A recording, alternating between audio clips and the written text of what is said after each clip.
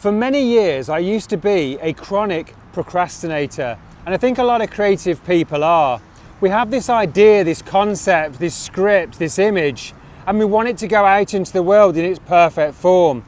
And so we craft it to within an inch of its life. We work on it and we work on it and work on it until it reaches that standard.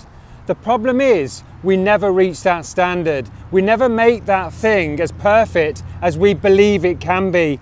And therefore, if you're anything like me, you never release that thing into the wild. So around you gets built up a ton of unfinished projects which would have been better in the public domain, but have remained in your bedroom or in your locker room or in your bottom drawer. And that is, quite frankly, really fucking tragic.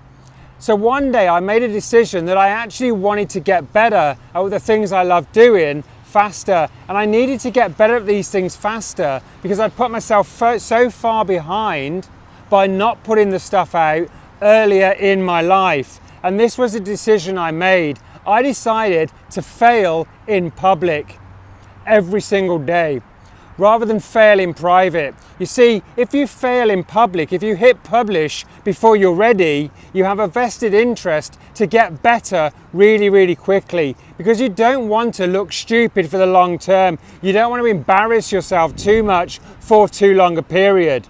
But if you give yourself permission to fail in private, you give yourself permission to procrastinate. You give yourself permission to allow those deadlines to whoosh by. You give yourself permission to never let that thing out into the wild. So do not mistake perfectionism for a good thing. Perfectionism is procrastination. If you want to get better at the thing you love doing, fail in public. Be willing to not get it right again and again and again and again, and then eventually, much quicker than if you do it the other way, you'll get better at it.